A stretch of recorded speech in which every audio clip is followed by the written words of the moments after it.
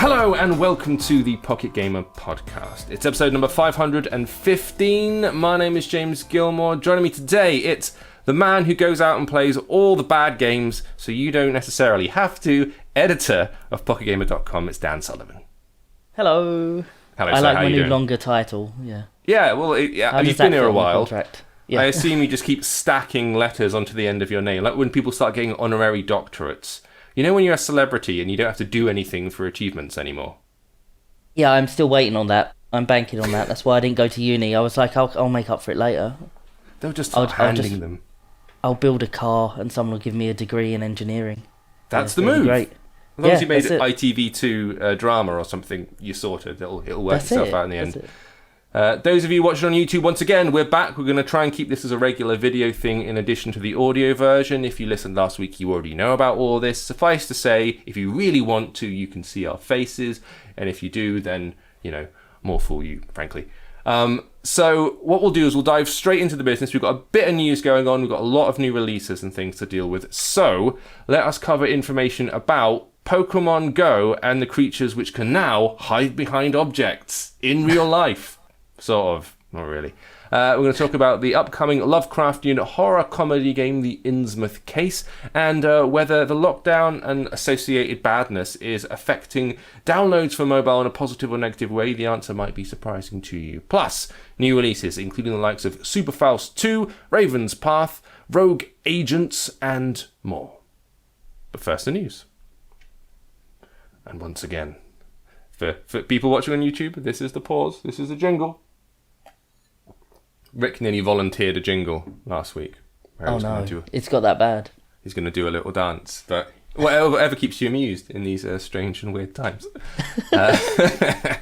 Right, let's do Pokemon then. So, with Pokemon Go being one of the few games to really nail the whole AR mobile thing out of the gate, it's fallen to them to start making big and impressive advancements. Well, I say big and impressive. So this appeared on PocketGamer.com. I know you didn't write the story, Dan. Did you see this little GIF that they put out in their videos?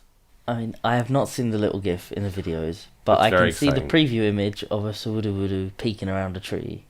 of a what now? I think it's a Sawudo? See, I didn't know if you just stroked out for a moment there, but then I'm not a big Pokemon player, so for all I know, that's definitely the thing's name because they just have weird names. There we are. It is now either way, so that's my pronunciation guide. Yeah. Well, the little GIF, as it shows, basically what they've decided to do is try and improve the way that the AR technology is implemented. Because for the longest time now, whether it's this or whether it's the Harry Potter Wizarding World or any of those AR games, when you use the AR bit, it kind of superimposes a little 2D or 3D sprite of the character. And then no matter where you move, it's kind of just hovering in the middle of the screen. And it doesn't matter what's there, whether there's a car in the way or a building, it just sort of sits there. What they're trying to do now is blend it with the real world.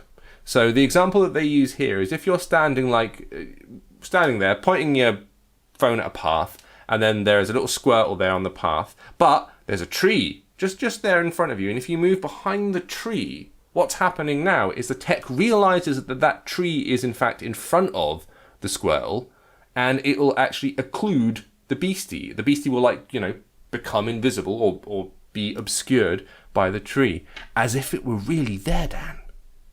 Oh yeah, I'm just watching the image now in real time, and I can see it. It's blocked by the I can tell tree. That you're overwhelmed with excitement by this. Fascinating. That's great. So obviously this only works on phones that have got multiple cameras to pick up the depth, presumably, or you'd think so. Yeah. So it's the AR tech that allows this to happen is inside things like the Samsung Galaxy 9 and 10. You got the Google Pixel 3 and 4. So yeah, that would figure it's the ones with multiple cameras that allow for a little bit of depth of field, perhaps, if that's the way the tech's working.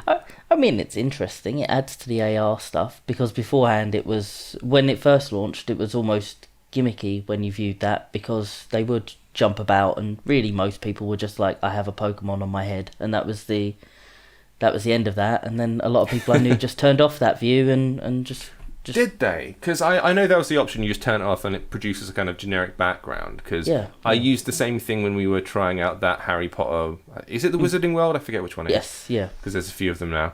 That game. And whatever phone I had at the time was really struggling, or the battery was dying super quick with the AR mode on, so I just turn it off. But I did think that was sort of kind of 50% of the draw of the game, but I'd like to know if people really do just, screw it, turn it off, and after a while you're just interested in the Pokédex and the stats of it all. The people I knew were turning it off. So, but maybe this will reverse fates for them. So it's sort of a small thing. And it's forced to them to do it because they're the ones that make it really work. But I love the fact that it's this big revolutionary announcement. And they're like, it's just a tree in the way. You can go behind a tree, or maybe a pillar, or a bush, or a postbox, letterbox. The possibilities are endless, Dan. There's so much. You can't say this is a small announcement. There's all sorts of things that could get in the way. If you held up a spoon in front of the Pokemon, you could move the spoon in front of the Pokemon. You probably could. That's the first thing I'm going to try. There we go. They're trying to improve other areas as well. So apparently they're creating a 3D map, a dynamic 3D map of all the existing Pokestops and the gyms, so that they can put other AR features in future updates. So they're going out and I guess they're trying to rework the areas to make them a little bit more 3D and just gradually expand it. Maybe to the point where things have stepped up a little bit, even in the year or two since this game's been out. 2018, I think it came out, right? And Pokemon Go? Yeah. I feel like it might be a few more years than that, but I could be wrong. I don't know. But I feel like it might have been out in 2016. Is it 4 years old? Oh no, don't. It probably is. Maybe before. I don't want to hear that. It's been around forever. But it's also going to be introducing a feature called a Pokestop Scan, and apparently this is an opt-in level for level 40 players. And then it will appear on lower level players' accounts later on, which allows people to upload videos from as many different angles as possible. And then the idea is Niantic will use that in order to map the 3D space. So it's like getting loads of people to film the same stop. Yeah. And then this will give them their 3D coverage instead of, for example, sending a person out with a Wii scanner. So they're crowdsourcing their 3D texture scanning, basically. Yeah. Which leaves some room for chaos when you crowdsource stuff, but could be fun. That's true. But what a way of getting all your data. It's like we don't even need to anymore. In a world of data gathering, rather than sending the man with the laser scanner out, they're just like, we'll use our drones, our beautiful, loyal drones, to go out with their cameras, and they'll get so much footage from every single stop of people wandering around. They can probably make a nice, lovely map, and then they never even have to leave the office. And they can probably do some cool stuff like the Harry Potter game that you mentioned. I believe they had little port things that you can go through and portal things. Experience things, and they could probably build some stuff to do with the Pokemon stops and gyms around that technology. It's the same developer after all, so that's true. So maybe they have something along those lines planned. Well, the impressive thing I think will be if they start to get the Pokemon appearing on stuff in the context of the world, right? So if you just open your thing up, and at the moment it just sort of hovers or jumps up and down on the floor or whatever, but if you happen to have your phone open and you are like next to a wall, if the little creature if the Pidgey was to go doom and jump on top of the wall and start walking about there, it, like it realizes that there's 3D space here. That's when it starts getting really immersive, if you like, and starts to become really impressive. Or they're like by default standing on top of the bus stop rather than just hovering at floor level, and then when you look up it adjusts. All of this is really completely aesthetic and doesn't change the way the game works at all. No.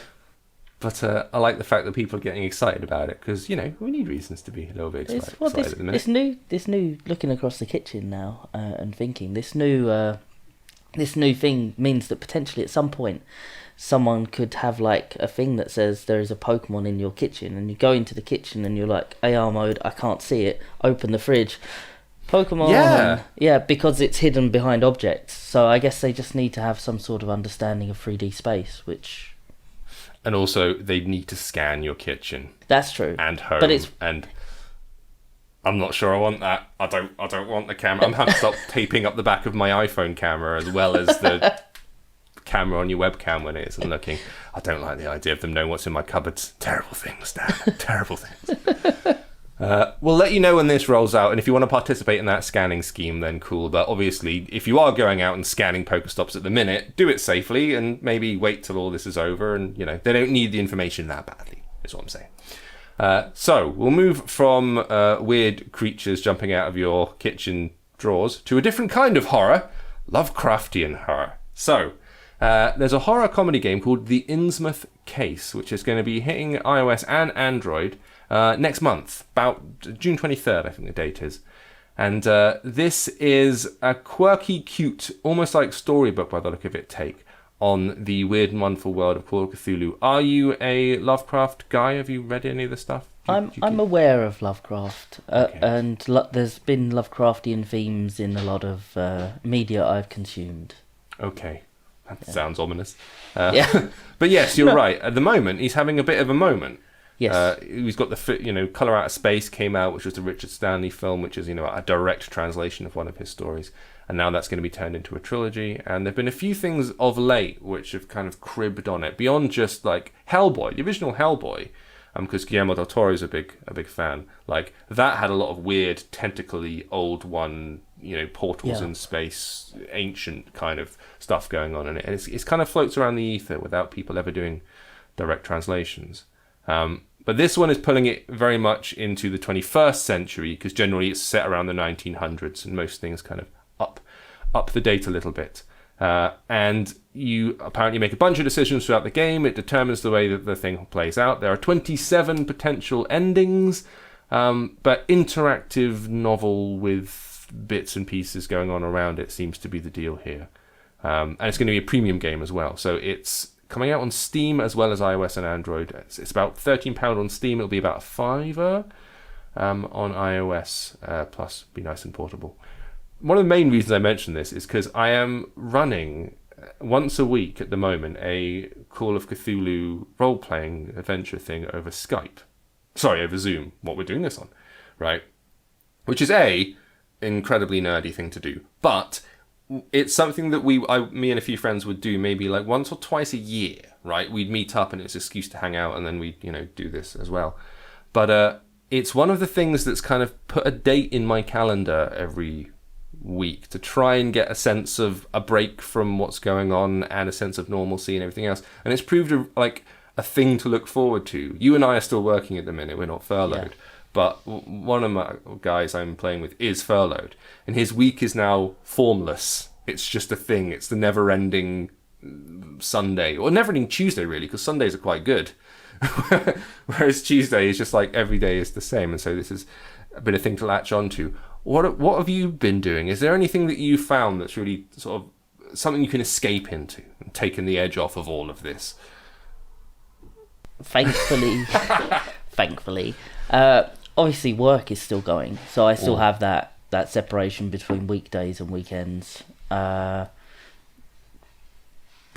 change, the big issue was in not being able to go out, which was something that we were trying to do on a regular basis, weekly, and with that gone, we had to shift our stuff inside, or at least to the property, which means that there's been a lot of starting the garden and cooking. I know that me and everyone else on the internet has made a loaf of bread, during this time. Have you made bread yet? No, my wife did some cakey things because she's occupying herself elsewhere. But I was like, I think there's enough bread already being baked in the world. I think there's flour shortages. No, not enough? Okay. Not enough. There were flour shortages. It turns out, initially they said that there wasn't enough flour, and then they turned around and said there aren't enough packages to put the flour in because they were using a specific type of flour. So now, at least at the shops that I go to, they now have different flour. Okay. You have actual flour. Oh, you're missing. I brought it to the show. Hot video content. If you're listening on the stream, he's got his flour out. and so as they've got new packaging now, the flour shortage is over and the dark times have passed. Wow. Yeah. So, but yeah, made focaccia and a bunch of other breads here. So yeah, there's been cooking. You're playing very much to the quarantine there's playbook. Always cooking. But yeah, I'm definitely doing like all of the default top 5 things to do while in quarantine. Like, yeah. Right on. And so plants. apparently is everybody else. So we thought that perhaps because things like commutes were out of the way, people aren't going to school, they're not trying to kill time in journeys from one place to another because they're all stuck in the same location. Maybe it would have a negative impact or some kind of impact on the way mobile games are played, downloaded, all that kind of stuff. For example, I heard near the beginning of all this that some podcasts saw a drop in downloads, not an increase, because you think, well, we need to kill time now. I want to hear other people talking. I'm desperate for any kind of input. My podcast listening's gone up, certainly. But apparently what was happening was there was no commute anymore. And everyone would use podcasts, generally morning and after late afternoon, evening, on the way back. Half an hour here, half an hour there, something like that. And with that gone, people weren't necessarily picking up the podcast app and listening to the same shows anymore.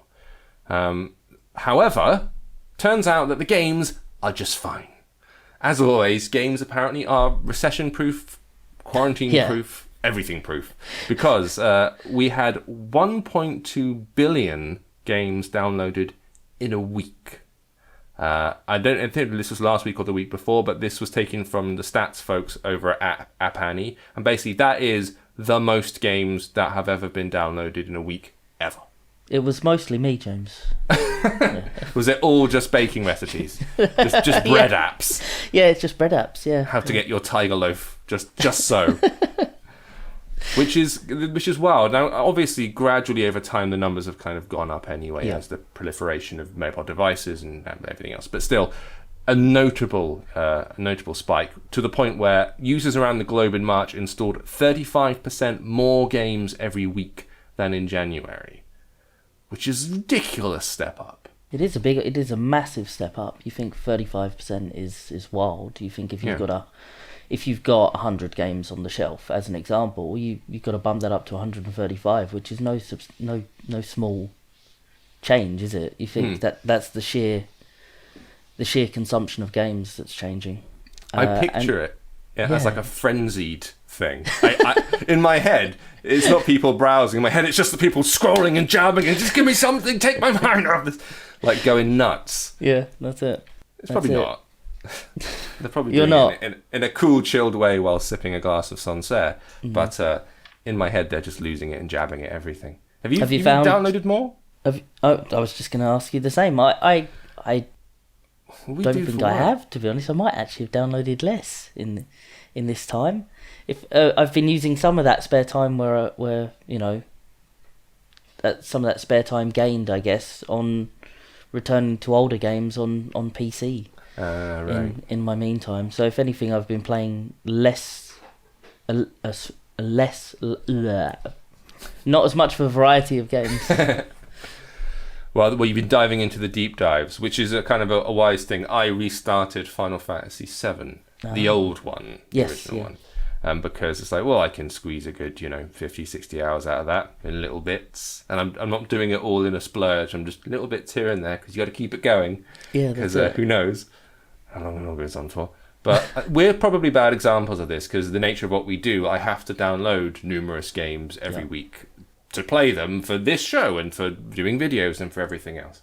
But it's interesting to take the temperature of the public and see that no, people are going absolutely mad, and the same kind of games are still proving super popular.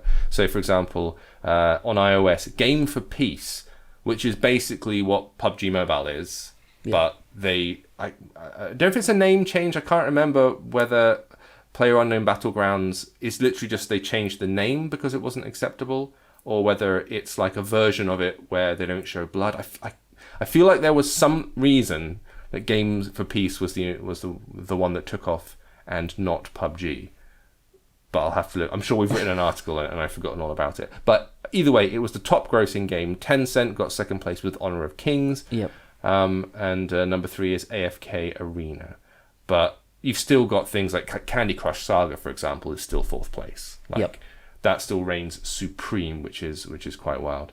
You can see all the stats, by the way, for this we've done something on pg.com, but also PG Beers, Rick, usual and often co-host Rick Cowley, pops up on here. That's his site.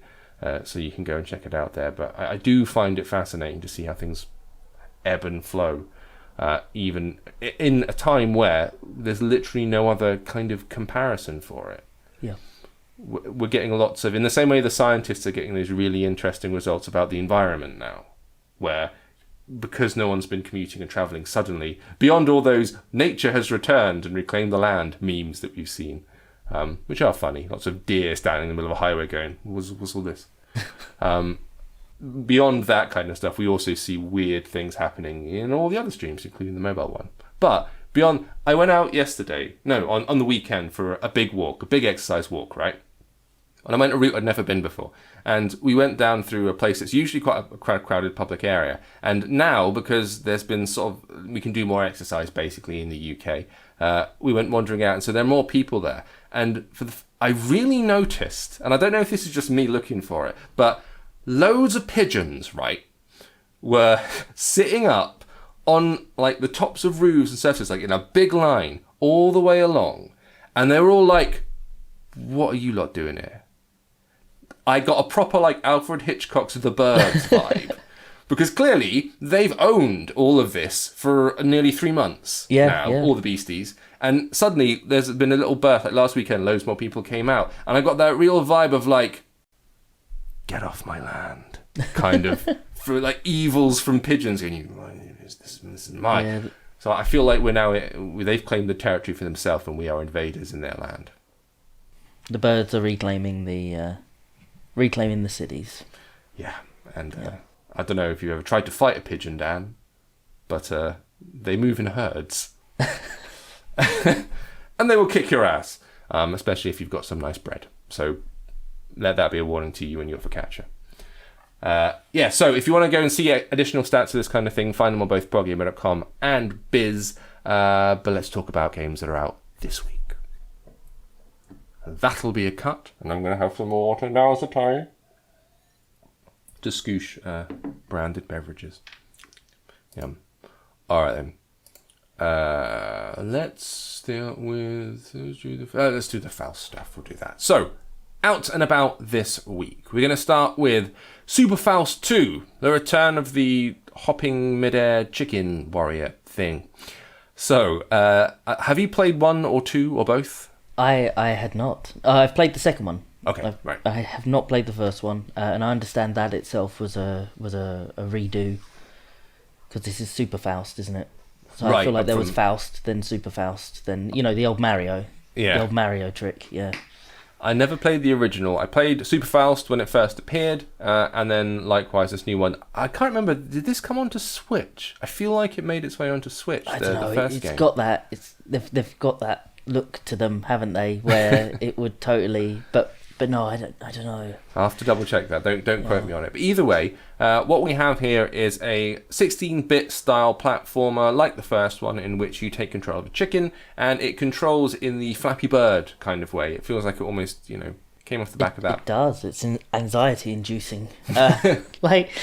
Like you tap on the left screen to bounce left, you tap on the right screen to bounce right, and you find yourself just hammering both to try and quickly climb up the screen. But then you've got to drop a bit to get coins, and there's just this innate fear, and I don't know why, of just letting the character drop. So, and this character starts falling on tapping just to keep it up, and so it definitely has that kind of Angry Birds vibe to it.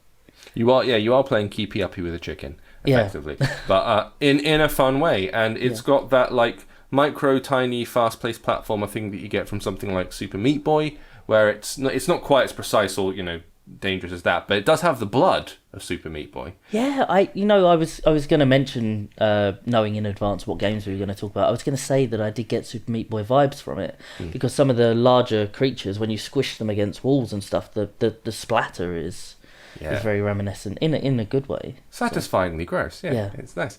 But it's one of these things where you're constantly trying to keep the thing in motion. You can let the chicken just sit on the ground. I don't think it ever stops. It maybe just bounces in an idle. But what you're doing most of the time is it's in midair. You can bounce into enemies to destroy them, but enemies will lob projectiles at you, so you need to try and avoid them. But there is always that problem where you're not moving as the crow, or indeed the chicken, flies. It's not like a straight line movement. Everything is a bounce, so you're always doing an arc like this. And when you need to go down, as you say, you need to kind of let them drop and then catch, and then you're constantly doing the ding, ding, ding, ding, ding thing, the juggle. And you have to navigate a world while you're doing this. So you're going up, you're going left, right, you're going down through little tunnels and avoiding platforms and then spikes and all the usual stuff that will get thrown at you in this kind of thing.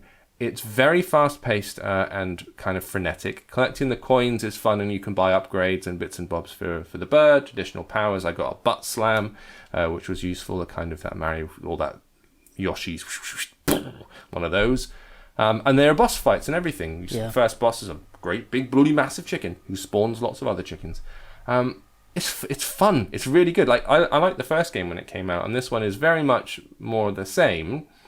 I've played about 45 minutes of it. I haven't seen it deviate too much from the original, apart from maybe, I think the original was a free-to-play game as well. This is obviously free-to-play, and the way it gates you off is similar to the way the Nitrome games do, where you can unlock it and get rid of the ads, and also you hit certain checkpoints at the stages. So it's maybe like you get 6 levels in, and then it does a little checkpoint, and then 6 more. So if you die on the 5th stage of that little bracket, you're back to the first one again. I think maybe if you unlock the game, you can choose a bit more, and it lets you start a little bit earlier. But I was not pleasantly surprised because I played the first one. It's still good. It's still really, really fun, and I expect it will do incredibly well. Second one. Yeah, I've thoroughly enjoyed what I played of it, and I'm going to go back to playing it once we're done here, because I really enjoyed it. At one point I wiped out on a boss. I'm pretty sure the level I went into was organised differently as well, so I don't know whether there's some level generation in there. Well remembered, yeah, 100%. I reckon it's randomly generated, because when I came back into the same thing. Great. Yeah. And I really like... little secret about me, James. Here we go. I really like pinball games. I'm so bad at pinball, but I really like pinball games and pinball mechanics. Really awful at it, but I really like that you can take this area and just hide so many different stages and components in it. And so when you get things like the paddles and the bumpers turn up in platformer games, so a little bit of me goes, oh, that's great.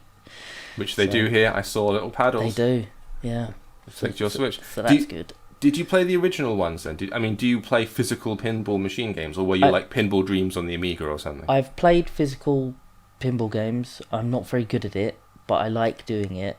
Okay. Which I guess is part of the whole attraction of it anyway, but very much into the Zen pinball games. If you've played, obviously you can spend £1 million on the tables, but there's some really good stuff in there, and they've been very clever with how they've done it. I mean, the Bethesda ones that they did the other year, the Fallout one was pretty rubbish, but the Elder Scrolls one, the fact that your character actually levels up, which affects your stats, which affects the amount of damage that the ball does when it hits the enemies, when the enemies appear, and it's just cool. I just like that they've got so much depth below the surface. So I know they went through a period of doing the branded stuff, and I don't know, because I played them, but I never played the originals. Were they recreating the actual classic tables, like the TNG table, for example, the Star Trek one?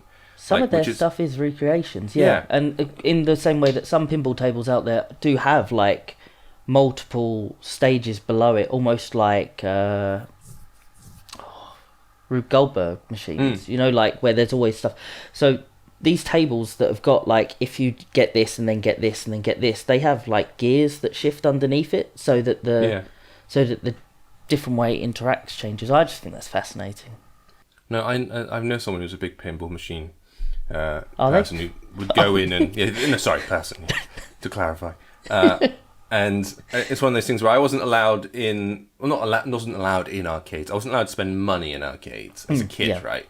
Maybe this is why I indirectly got into video games. Maybe this is an origin story. I was deprived and I went the other way. But my parents always thought it was like a waste putting 50p's and pound coins into these machines. So in the end, they were like, we'd rather get you a console that you can play as a purchase and keep, rather than spending hundreds in slots. But as a result, I didn't get to play pinball or any of the the light gun shooters or anything like that. I was immediately drawn to the first time I got to do it digitally. But that's kind of interesting. And those games are good as well. Like the Zen pinball stuff, they were very popular about 5 years ago or so, big on the mobile thing. I don't know. I haven't heard much from them since. I assume they're still ticking on over in the background, but they are very good versions of it, especially on iOS, where you can not only do that thing. Did they do the tilt? Did they do it so you can shake the device? Yeah, everyone's got tilting stuff in it. I've not seen how it's implemented on the mobile ones, but yeah. I feel like they had to. Well, either way, go and check out. I think there's a video of the original Super Fowlst. I might do Super Fowlst 2 as well and cover it a little bit, but recommend a look at it. Obviously, be aware of the free to play and there's going to be a couple of ads popping up here and there, but really good, immediate, accessible fun with a slight kind of bent towards the violence and it being tougher than you might think. So I would say a big yes on that one. Now, you have played a game, or did play a game a while back, which has now appeared. I haven't gone anywhere near it. Don't even know what it is. What is it called?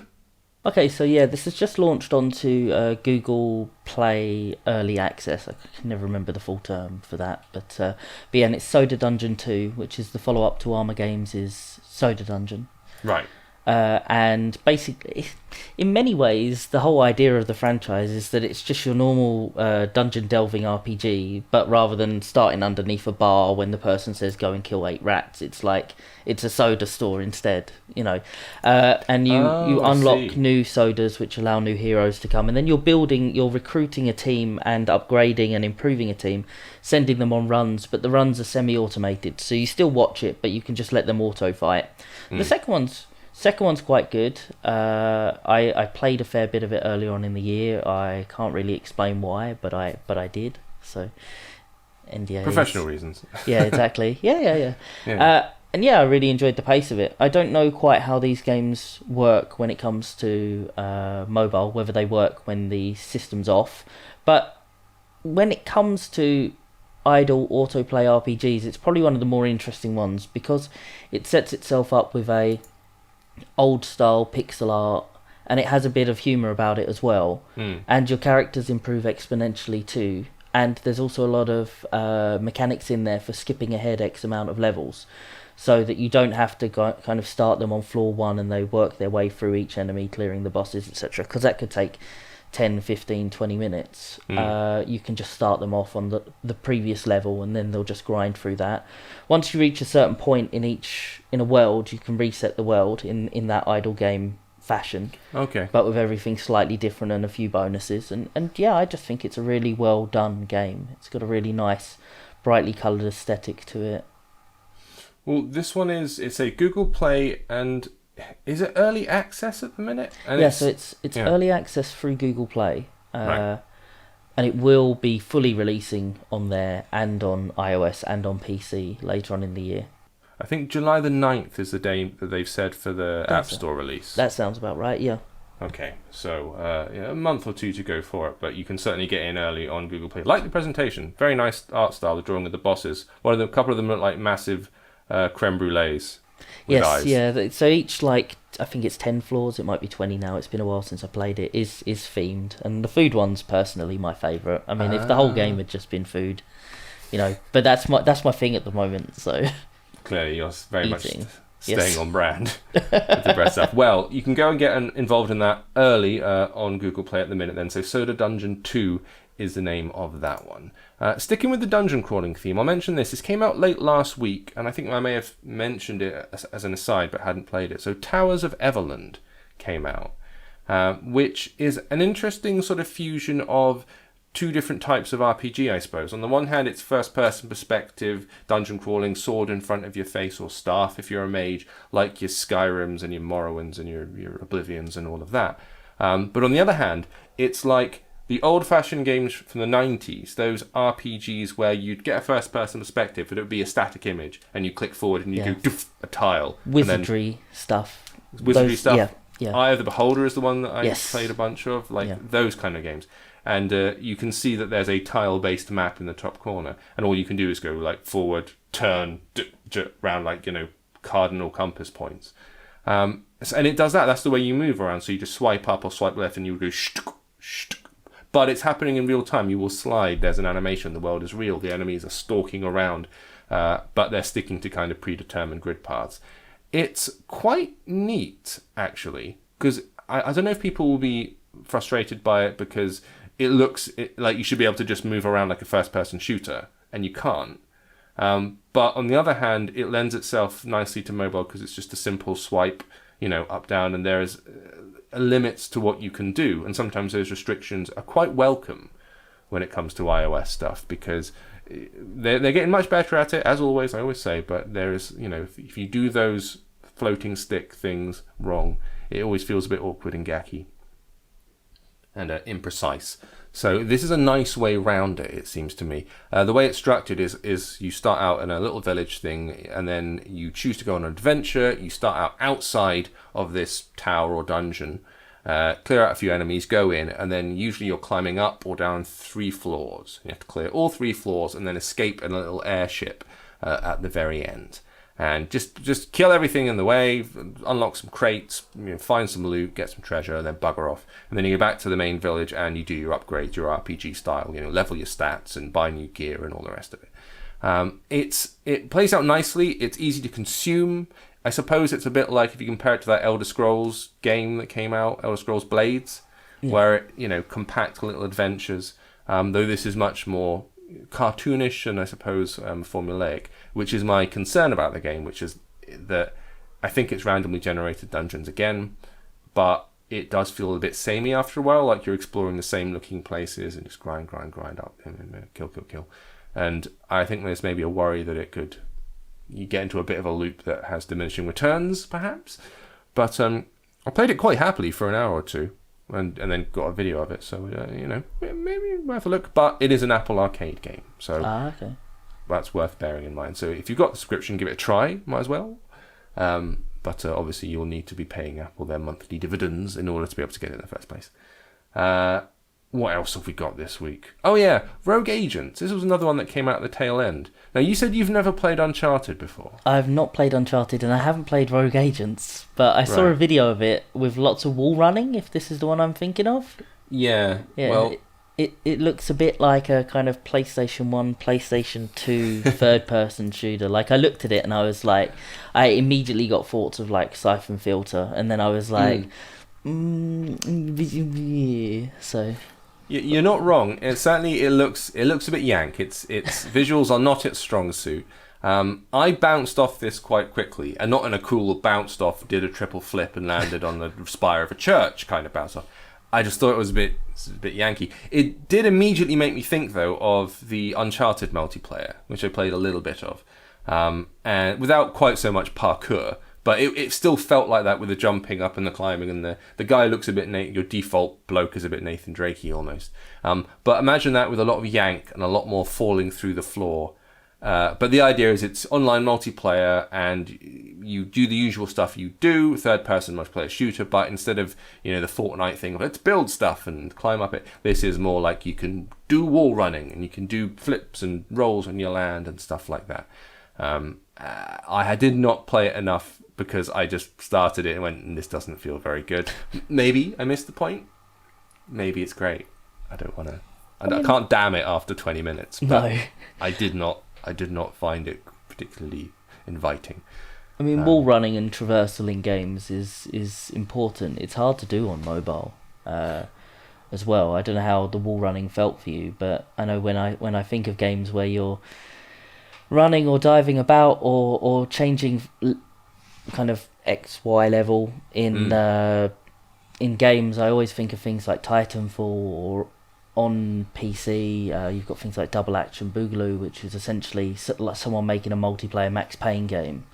Although Max Payne 3 had multiplayer, didn't it, actually? I think it did. But yes, so I expect things like that, and I can't quite see how that goes to the mobile to the screen. Virtual sticks. Well, yes, they can make it work, and you can get really good flow with these kind of games as well. I didn't feel it, I'm not going to lie. So I imagine people are playing it, multiplayer shooters, they're lapping them up right now. Yeah. So Rogue Agents is the name of that one. That's free to play. That's iOS and Android at the minute if you want to give it a try. Now, what's the name of that? No, it's not. What's it called? Raven. There we go. Raven's Path. That's what I was looking for. Raven's Path.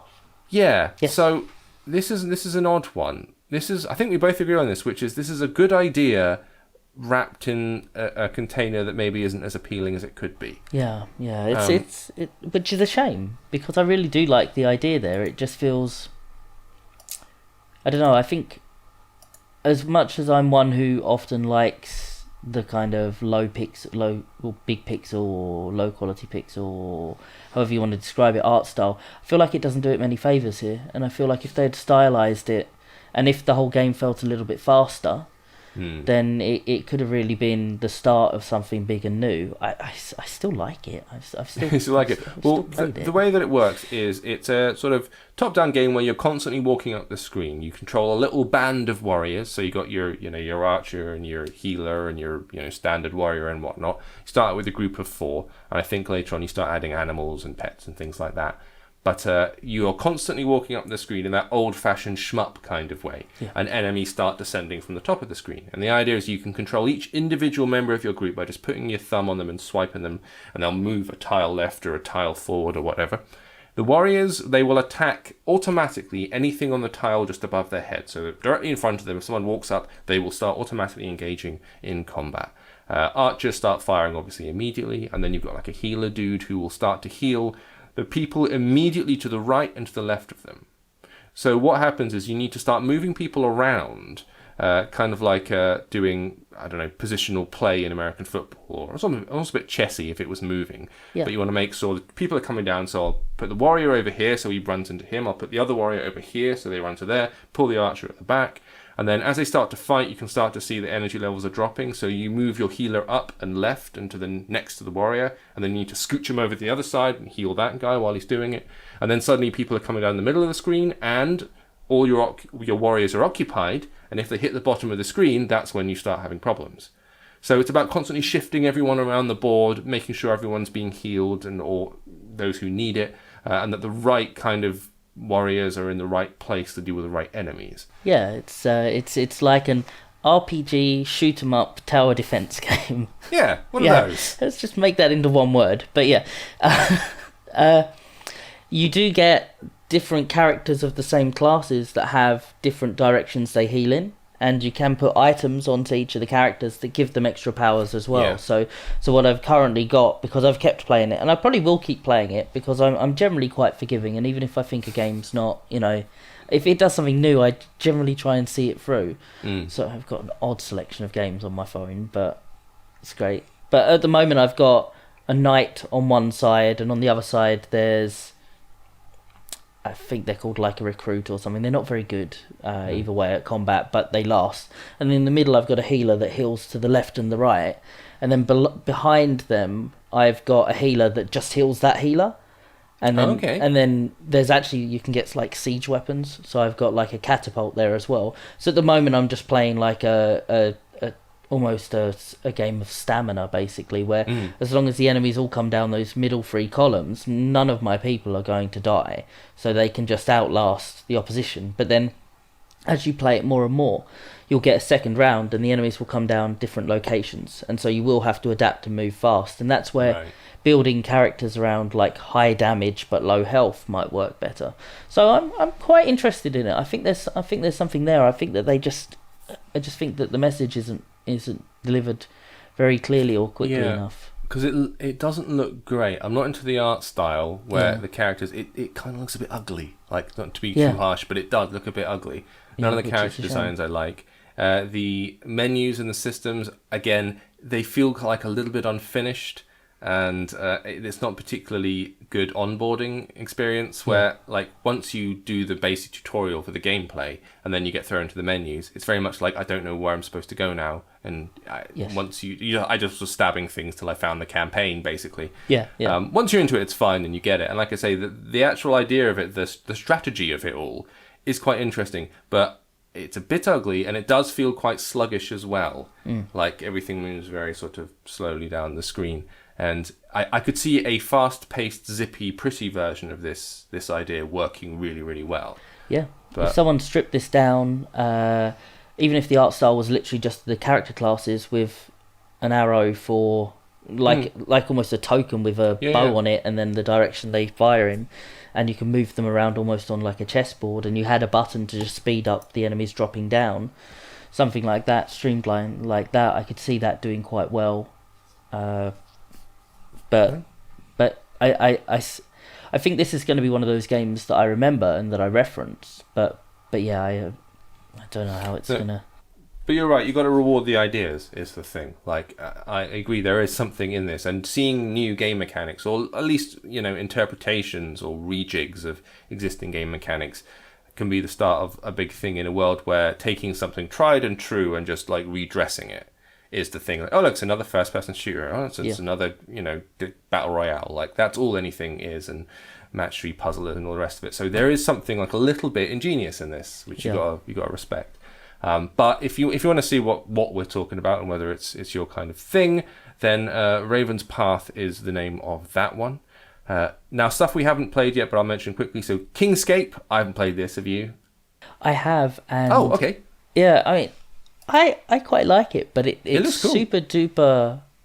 I guess the genre is hyper casual, isn't it? But it's just these are quick, like 30-second runs that can maybe be 2 minutes or 3 minutes or 4 minutes if you're really good. But you're just tapping to destroy the floor that you're on, while trying to be aware of what's positioned below you where you'll fall, while something's chasing after you. And it looks great. It really looks like an old. It's you get games that just look great in screenshots, and and then you play it and you're like, whoa, that went fast. What is that? This isn't like the screenshots presented. But when you get into a pace with it, I guess a bit like Super Hexagon, when you get into a pace with it and you just start dropping down through things, it feels brilliant. And all of the gems from the chests that you're breaking are tumbling down behind you and you're picking them up, and then a new enemy's introduced, and so you've got to change your tactic now, and it's incredibly fun. I don't spend much time. I don't keep games that have like 30 seconds to 3 minute run cycles on my phone. The score chases, you're not so much. Yeah, I'm not that kind of guy. But it's aesthetically, it looks brilliant. It's pulling from quite a few places as well, because some of the enemies there look like those, I guess, crustacean things with the spikes on them in that Mario sort of way. But to confirm, like your character just runs left and right on the screen inside a tower. And it's a wooden floor, and it's a king with a hammer. Yeah. That's it. And he just goes, you tap the screen and bosh, smashes a hole, and he just drops through to the next layer. And as you say, enemies are stacked under, and you've got it's like that downwell thing of constantly moving down. And when you hit that zen where you're already mentally automatically aware which way your character's going, so you're tapping and you know when you hit the next line, and you start doing that thing in Guitar Hero where you're looking further up the screen or down than you need to because you're already in the beat. That feels great. So they've done something smart there. But perhaps if you're not into those same loop score chaser things, then maybe not for you. But I'm going to give this a go because I just do like the look of it. And it'll get me excited for a little minute. I can see the blood starting to pump with just watching it.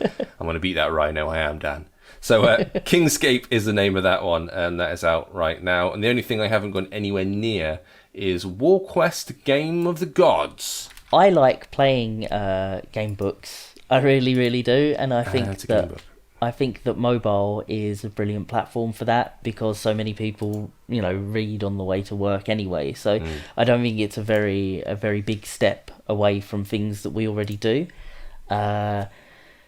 It's pretty good. It's well written. It's pretty generic dark fantasy. There's dark elves somewhere. Someone's up to no good. It's got its own list of gods, which sounds familiar to if you've played things like Six Ages or... Sorry, I've been living inside for so long. Is this the longest you've spoken to a different human for It's for just weeks? Weird. Normally I can just pull game names out of my head, but it's just not there. It's all been sucked into the coronavirus. That's what happens. Everyone just looks stunned and confused. It's not Dragon Age I'm thinking of. I nearly said Seven Scrolls. That's a game I play a lot of. It's nothing to do with that. Or whatever the game's called that I really like. One of my favourite games. It's like that. King of Dragon Pass, that's it. Okay, I did like But yeah, and it's got a heavy lore behind it. Obviously, because you're always moving forwards in this, because it's a choice of adventures, and there's only ever really like 2 or 3 choices at any given point in time. It is tough for game books to deliver on the lore, but they've got quite an interesting thing where you can tap on tap on things that I guess they know are going to be obtuse and awkward for them to just drop into conversation, like let's go to Hagensfeld. So they have it so you can click on Hagensfeld, which I just made up, and it's like they're always at war with people, no one really likes them, they've got a nice pub, here's the Yelp review. Do you run any D&D campaigns yourself, Dan? This is all sounding a little bit GM to me. Enter a room. No, my go north. I want to go north, Dan. My D&D campaigns never, my D&D compatriots never let me GM games. Are you one of the killers? Do you kill everyone? No, but I am the person that says, well, why can't we just kick down the door? I mean, it doesn't make any sense. We should be able to get into the building. Let's go find a butcher's. He'll know all about this. I play with my DM or GMs are like, no, we should stick to the story. I mean, we can't go too off. I can't voice a butcher, Dan. So that sounds to me, and I don't want to cast shade at whoever your GM is, but like you got to incorporate that stuff. That's the fun of it. That is the fun of it. The nonsense that my compatriots get up to in the bloody Cthulhu thing. And the thing is, you got to run with it. You can't be like, no, I didn't write that page. Because the whole thing is you've got to react and busk to it. That's it. That's why it's fun. Kick down that door. The last group I played with were pretty fun, actually. That's it. So, but yeah, no. At some point I'll run it. But, yeah. Just let them kick down the door, and then it doesn't work, and they break their foot in the process, and that's it exactly. And then they get taken off somewhere else, so they don't even get to see what's behind the door. Or they kick down the door, and there's someone inside, and they're like, "What are you doing? Why'd you kick down my door?" Yeah, and that's it. Job done. Easy, no problem. Well, if people want to take a look at this one, the full name is Warquest Game of the Gods. It's iOS and Android. I'm free to play, but there are IAPs. So how does that work in a narrative game? This is quite interesting. It's got a bunch of rolling stats at the top. So you've got your health, which obviously if that dwindles down, then you will need to reverse time in the book, which can be done using these shards, fate shards, I think they're called, which you can buy, but you can gain them during the game anyway. And so you're tracking those as well as tracking things like your stamina, which you use to do more daring things, which aren't always the right action, mind, and you can be punished for that. But, so that's there, and I believe you can top up your stamina as well. And then there's your classic things like gold, or there's something that tracks your bravery as well. I actually finished the first chapter. There's going to be 3 chapters. They've got 2 of them out now. Finished the first chapter, didn't die during that at all, and I got 82% of the maximum score. I felt like it went pretty well. And how did the IAP thing come in? Did you need to I didn't personally need to buy anything because I'm super brave and a great warrior. So. Well, there you go. Don't worry about it. Just be good. Just be extremely good at games. Be good, yeah. And be very good at games. Fine. You'll never pay a penny. Yeah, that's no problem. All right, and so that is out right now. iOS and Android. Warquest Game of the Gods. That will do us for this week. If you're joining us for the second time, thanks for watching the video, and if you're listening, obviously we always appreciate you guys have been there for years and years now, and do come back and join us next week. We'll continue the rotating cast of hosts. We'll get Cameron on at some point as soon as he's sorted out the webcam business and we can see his visage. In the meantime, Dan, thank you so much for coming and joining us. I know you're a busy lad. Appreciate the time. And everybody else, go be safe, play games, add to that download stat, and come back next week for more chatter. Bye-bye. Bye.